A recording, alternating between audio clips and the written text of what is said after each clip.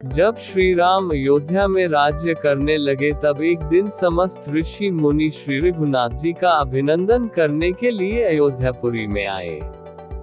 श्री रामचंद्र जी ने उन सबका यथोचित सत्कार किया। वार्तालाप करते हुए अगस्त्य मुनि कहने लगे, युद्ध में आपने जो रावण का संहार किया वह कोई बड़ी बात नहीं है, परंतु द्वंद्व युद्ध में लक्ष्मण के द्वारा इंद्रजित का वध सबसे अधिक आश्चर्य की बात है। यह मायावी राक्षस युद्ध में सब प्राणियों के लिए अभ्य था। उनकी बात सुनकर रामचंद्र जी को बड़ा आश्चर्य हुआ। वे बोले, मुनिवर, रावण और कुंभकर्ण भी तो महान पराक्रमी थे, फिर आप केवल इंद्रजित मेघनाद की ही इतनी प्रशंसा क्यों करते हैं? महोदर प्रहस्त, विरूपाक्ष भी कम वीर न थे। इस पर अगस्त्य मुनि बोले, इस प्रश्न का उत्तर देने से पहले मैं तुम्हें रावण के जन्म, वर प्राप्ति आदि का विवरण सुनाता हूँ। ब्रह्मा जी के पुलस्त्य नामक पुत्र हुए थे जो उन्हीं के समान तेजस्वी और गुणवान थे। एक बार वे महगिरी पर तपस्या करने गए। वह स्थान अत्यंत रमणीक था, इसलिए ऋषियों, नागों, राजर्षियों आदि की कन्याएं वहां क्रीड़ा करने आ जाती थीं। इससे उनकी तपस्या में विघ्न पड़ता था। उन्होंने उन्हें वहां आने से मना किया। जब वे नहीं माई तो उन्होंने शाप दे दिया कि कल से जो लड़की यहाँ मुझे दिखाई देगी वह गर्भवती हो जाएगी। शेष सब कन्याओं ने तो वहां आना बंद कर दिया, परंतु राजर्षि तृणबिंदु की कन्या शाप की बात से अनजान होने के कारण उस आश्रम में आ गई और महर्षि के दृष्टि पड़ते ही गर्भवती हो गई। जब तृणबिंदु को ये बात मालूम हुई तो उन्होंने अपने कन्या को पत्नी के रूप में महर्षि को अर्पित कर दिया। इस प्रकार विश्रवा का जन्म हुआ जो अपने पिता के समान वेदविद और धर्मात्मा हुआ। महामुनि भरद्वाज ने अपनी कन्या का विवाह विश्रवा से कर दिया। उनके वैश्रवण नामक पुत्र हुआ। वह भी धर्मात्मा और विद्वान था। उसने भारी तपस्या करके ब्रह्मा जी को प्रसन्न किया और यम, इंद्र तथा वरुण के सदृश लोकपाल का पद पाया। फिर उसने त्रिकूट पर्वत पर बसी लंका को अपना निवास स्थान बनाया और राक्षसों पर राज्य करने लगा। श्री राम ने आश्चर्य से पूछा, तो क्या कुबेर और रावण से भी पहले लंका में मांसभक्षी राक्षस रहते थे? फिर उनका पूर्वज कौन था? ये सुनने के लिए मुझे कौतूहल हो रहा है। तब अगस्त्य जी बोले, पूर्व काल में ब्रह्मा जी ने अनेक जल जंतु बनाए और उनसे समुद्र के जल की रक्षा करने के लिए कहा।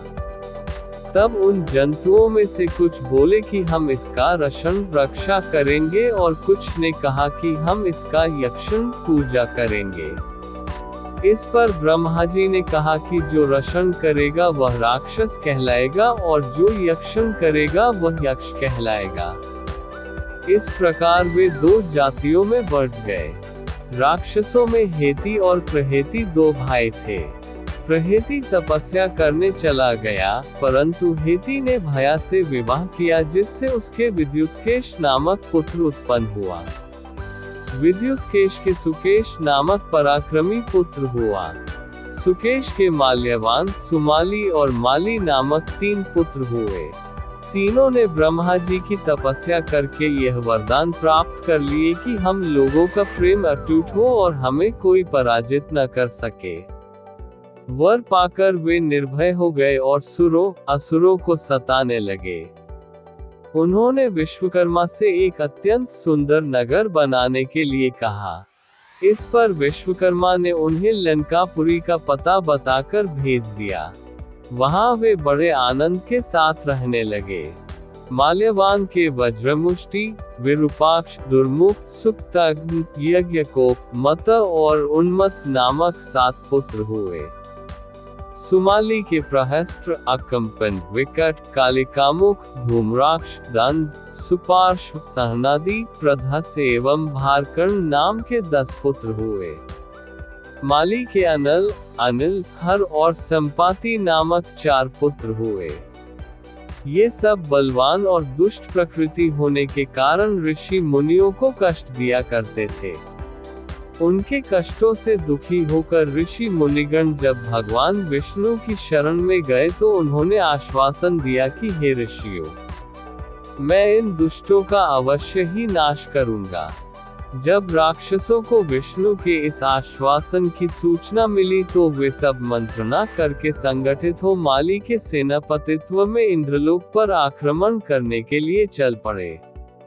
समाचार पाकर भगवान विष्णु ने अपने अस्त्र शस्त्र संभाले और राक्षसों का संहार करने लगे।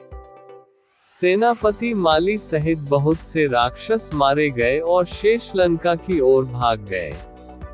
जब भागते हुए राक्षसों का भी नारायण संहार करने लगे तो माल्यवान क्रोध होकर युद्ध भूमि में लौट पड़ा।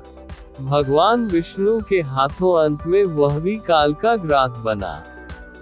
शेष बचे हुए राक्षस सुमाली के नेतृत्व में लंका को त्याग कर पाताल में जा बसे और लंका पर कुबेर का राज्य स्थापित हुआ। अब मैं तुम्हें रावण के जन्म की कथा सुनाता हूँ। राक्षसों के विनाश से दुखी होकर सुमाली ने अपनी पुत्री कैकसी से कहा कि पुत्री, राक्षस वंश के कल्याण के लिए मैं चाहता हूँ कि तुम परम पराक्रमी महर्षि विश्रवा के पास जाकर उनसे पुत्र प्राप्त करो। वही पुत्र हम राक्षसों की देवताओं से रक्षा कर सकता है।